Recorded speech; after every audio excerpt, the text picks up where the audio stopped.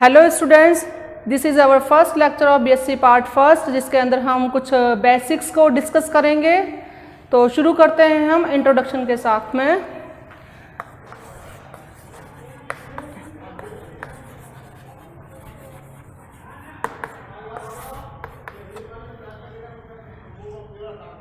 We just first discuss about what is the biology. Biology word किसने दिया, biology किसे कहते हैं? So, the biology word is derived from two Greek word bios and logos. Bios means life and logos means study, means जीवन का अध्ययन।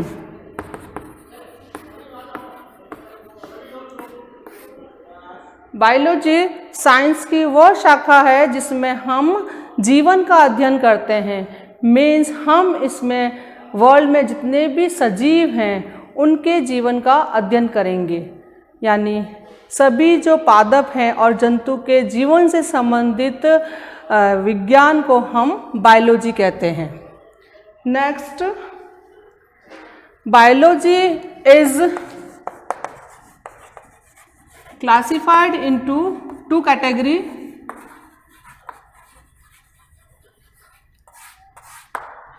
First is zoology and another one is botany. Biology को दो भागों में बांटा गया है, zoology and botany.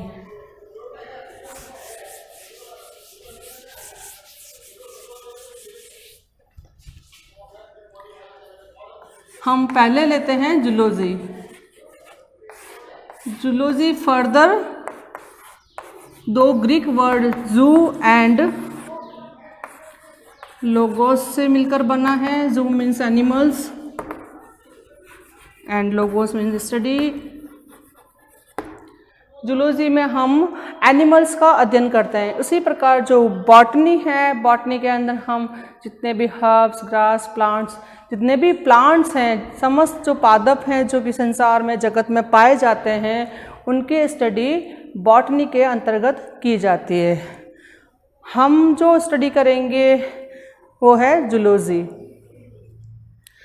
Now next जो हमारा पॉइंट है वो है टैक्सोनॉमी।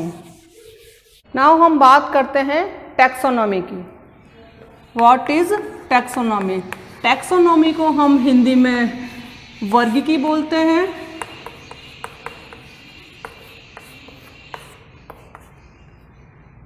सजीवों के नामकरण और वर्गीकरण के अध्ययन को हम टैक्सोनॉमी या वर्गीकी कहते हैं। इसका मतलब इस टैक्सोनॉमी के अंदर दो चीज़ें इंक्लूड हैं, वेरी इंपॉर्टेंट।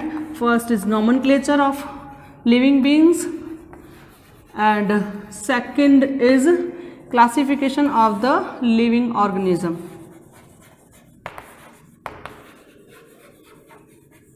नॉमेनक्लेचर मीन्स नामकरण, क्लासिफिकेशन मीन्स वर्गीकरण। Now what is nomenclature? Nomenclature क्या है? नॉमेनक्लेचर जब भी कोई जीव की खोज होती है, खोज होने के बाद में वर्गीकरण में उसको एक स्थान निर्धारित करके उसको एक निश्चित नाम देने को हम नामकरण या नॉमेनक्लेचर कहते हैं। What is classification? क्लासिफिकेशन क्या है? सजीवों को उनके समानता और असमानता के आधार पर विभिन्न समूहों या वर्गों में रखने की विधि क्लासिफिकेशन या वर्गीकरण कहलाती है। इसमें हम एक निश्चित नाम देंगे जीव को और इसमें हम विभिन्न समूह या वर्ग में जीव को रखेंगे on the basis of similarities and dissimilarities.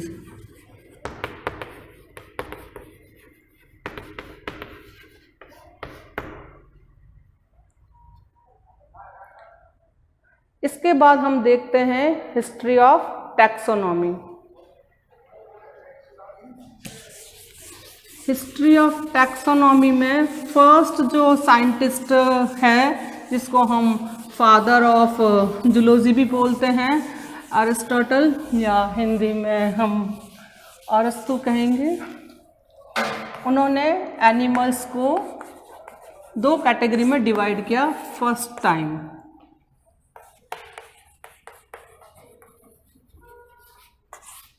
So the first scientist is Aristotle. इन्होंने फर्स्ट टाइम एनिमल्स को 2 कैटेगरी में डिवाइड किया।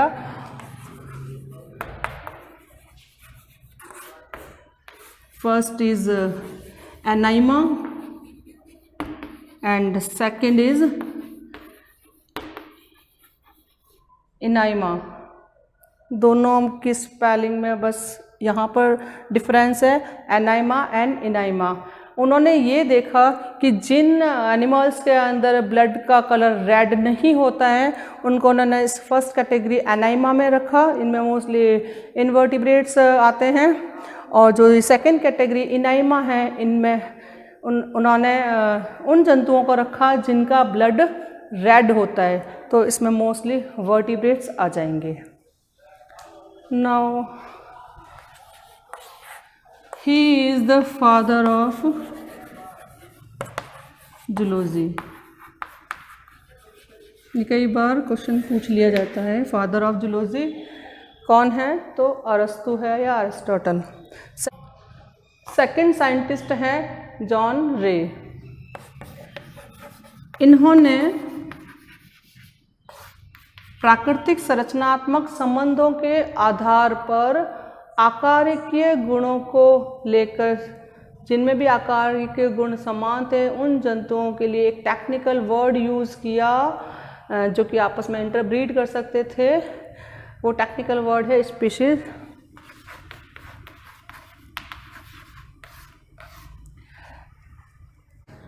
थर्ड साइंटिस्ट है कैरोलस लिनियस, जो कि टैक्सोनॉमी से रिलेटेड है। इन साइंटिस्ट ने आधुनिक वर्गीकरण प्रणाली की नींव रखी। इसके साथ में इन्होंने बाइनोमियल नोमेनक्लेचर का प्रचलन किया, जिसके बारे में हम डिटेल में बाद में पढ़ेंगे। इन्होंने एक बुक लिखी थी जिसका नाम है जेनेरा प्लांटेरम।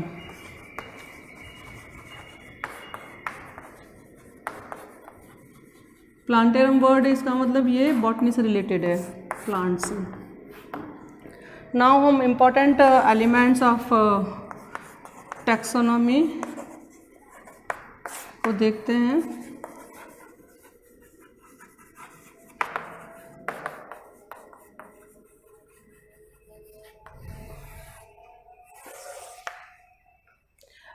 आधुनिक प्रणाली के अंतर्गत जो जड़ों के जो वर्गीकरण हो रहा है उनको प्रमुख कुछ श्रेणियों में बांटा गया है, जो कि क्रमबद्ध होती है, जिनको हम अभी यहाँ डिस्कस करते हैं। First, animal kingdom.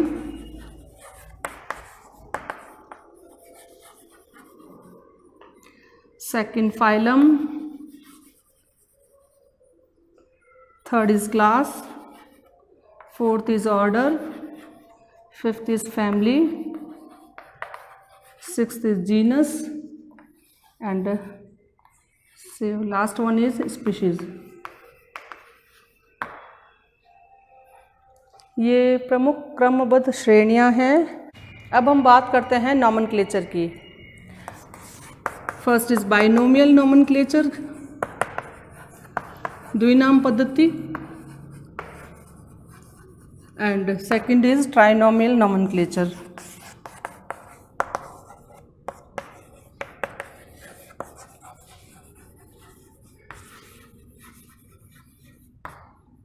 Binomial nomenclature में जीव का जो नाम है वो 2 वर्ड से बना हुआ होगा। जो फर्स्ट वर्ड होगा, फर्स्ट वर्ड जीनस को शो करेगा, एंड जो सेकंड वर्ड है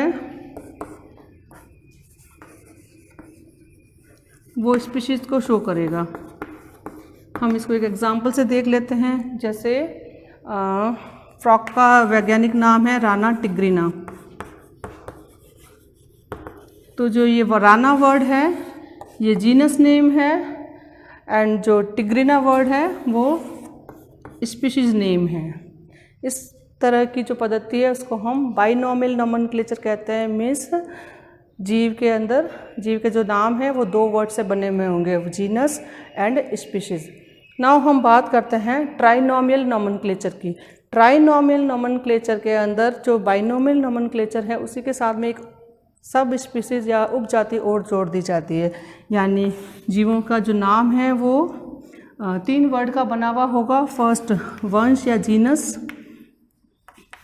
सेकंड जाति या स्पीशीज़ एंड थर्ड उपजाति या सब स्पीशीज़।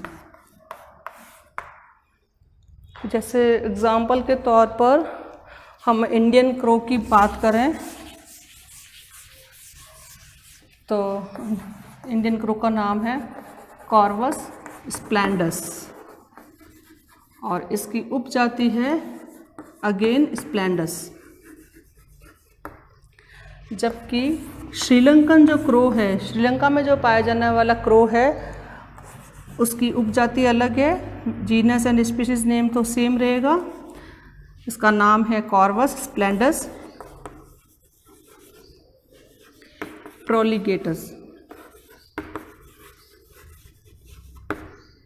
मीन्स ये जो उपजातियां हैं, this is Indian crow name and this is Sri Lankan crow name. तो यहाँ पे स्प्लेंडस उपजाति इंडियन क्रो की है जबकि श्रीलंकन क्रो की उपजाति जो है वो प्रोलिगेटस है।